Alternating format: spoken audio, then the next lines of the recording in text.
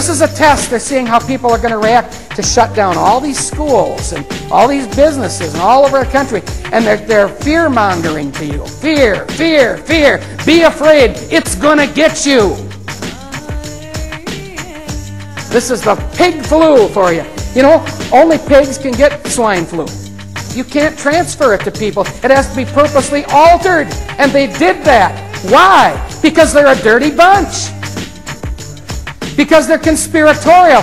You know, it's hard for good-minded people to think like them. That's why so many people don't believe it. Hey, who would be so vile and evil? People die from this stuff. What do they care? One of their own said that a good plague maybe every 10 years or so, of course they moved that up now and shortened it, would control the population. He said, well, but what of it? Bertrand Russell. Bertrand Russell. And then you've got Maurice Strong, who is really a big wheel in the United Nations. He said when he dies, he wants to be reincarnated as a virus so he can infect as many people as possible and kill them off to preserve Mother Earth. These are the people running the show. What kind of a brain operates that way? Listen to what they're saying. People are walking in abject ignorance, many of them willfully. Well, Barack Obama got up and made a speech the other night, Wednesday night I think it was, and he was talking about his first 100 days in office. Oh, what 100 days it has been. Look at the country. Change. How you like it? There's no dollars left, there's nothing but change. We need to understand there's only one who is on our side. In this world, you are the common herd. You are the num-nums. You will be taken advantage of. Have they ever done it to you? Have you ever felt like a victim in this economy? They keep getting you over and over and over and finding new ways to it. And is it by accident? Do these things just happen to happen? Remember the words of Franklin Delano Roosevelt, who said, carte blanche, he said, if it happens, you can bet we planned it that way. 32nd degree Scottish Rite Mason. But he actually told the truth that time. Wow! Yeah, they slip out sometimes. He was a 32nd degree Scottish Rite Mason, and of course, his successor, Harry S. Truman. And now the S stands for nothing, by the way. Did you know that? He had no middle name. He just stuck an S in there. It just sounded like it flowed nicely. Harry S. Truman, 33rd degree Mason in the Scottish Rite. And when he was running for president, he was questioned by a reporter. Somebody actually had the nerve to ask him this. He said, I heard you are a Mason, and Masons have secret society. Harry S. Truman said, I am a 33rd degree Scottish Rite Mason, and I'll be damned if I know any secrets. Do you think he might have to answer for that? Do they do anything in secret? Do they have secret handshakes, secret passwords, a secret agenda?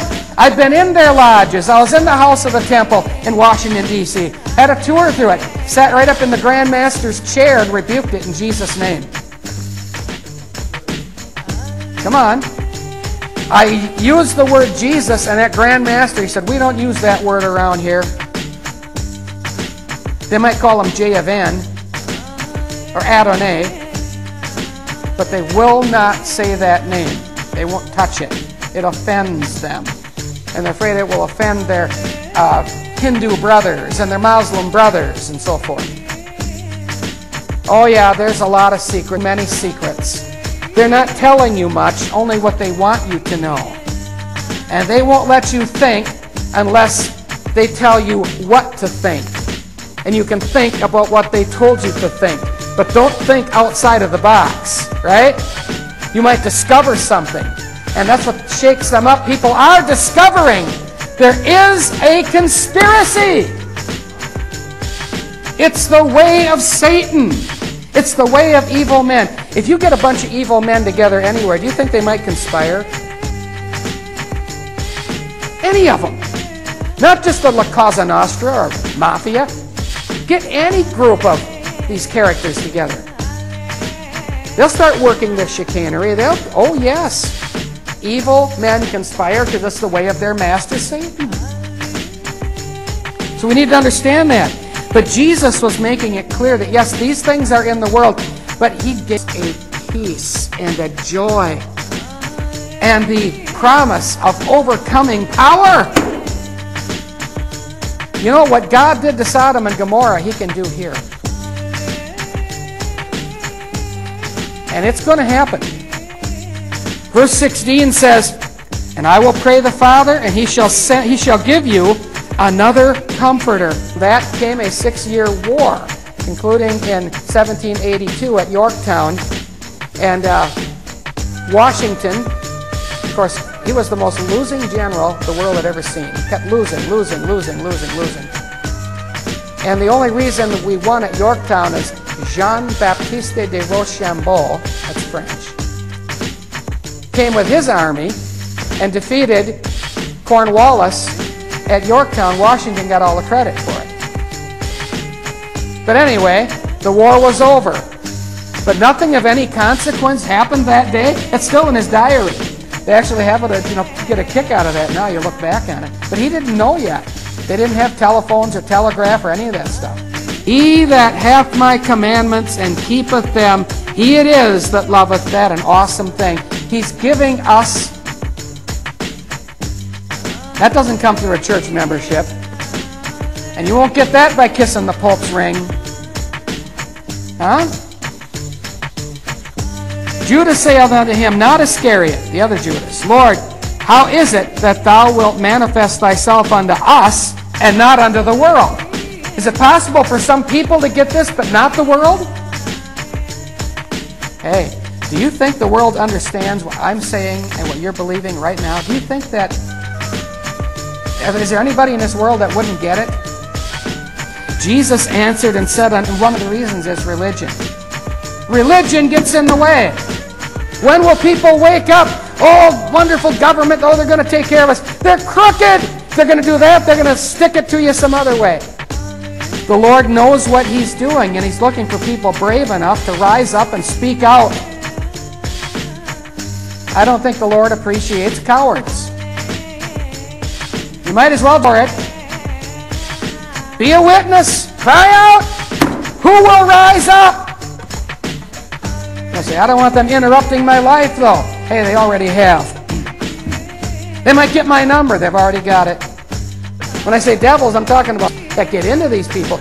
You know, there are millions and millions of demons. Where are they? Jockeying for power and position. Right? Do they like the halls of government? Do they like the universities? The atmosphere of academia? Do they like that? They like to hang around and dwell inside of these people that walk in pomp and circumstance up the aisle with a hooded robe and a square Masonic mortarboard hat and get their sheepskin and advance through wisdom by degrees. Do they like that? Have you ever felt the spirit of fear? I have. It's a very challenging and daunting thing. Spirit of fear. God didn't give you that, which means you have victory over it because God is with you. When are we going to open our eyes and see the reality of it? The churches in our country have been demonized.